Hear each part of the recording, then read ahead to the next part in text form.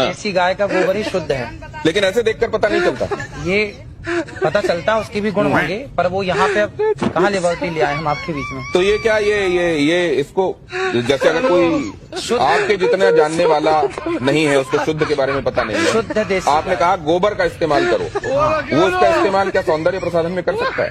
शुद्ध देसी गाय, भैंस का नहीं और जर्सी का नहीं। जर्सी का तो बिल्कुल नहीं, भैंस का तो बिल्कुल नहीं, केवल शुद्ध देसी गाय वेद लक्षण। उस गाय के गोबर में गुण है, उस गाय के मूत्र में अर्क में गुण है, सबके मूत्र में गुण नहीं है।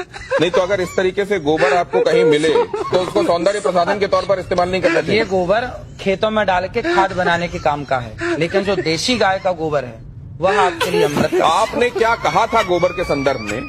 क्या आपने इस तरीके के भेद बताते हुए कहा था? जरा वो देखते हैं, वो सुनते हैं। एक बार दिखाइए जरा, फिर उसके बाद चर्चा में वापस आता है। आपने कभी गाय के गोबर से अपने मुंह को धुला?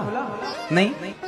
केमिकल युक्त फेस वॉश आप यूज करते हैं, लेकिन शुद्ध गाय का गोबर, इस गोबर से नहाने से चमड़ी का कोई भी रोग हो, मैं गारंटी लेता हूं, चमड़ी संबंधी कोई भी रोग हो, आप गऊ के शुद्ध देसी गाय के दो गोबर से स्नान करेंगे तो आपका चमड़ी का रोग समाप्त हो जाएगा। इतनी ताकत गोबर में है।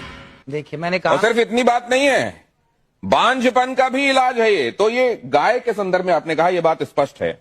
अब जरा प्रियंका गुप्ता जी ये बताएंगे आपकी कितने बार आपने गोबर से फेशियल किया है, गाय के गोबर से लोगों का?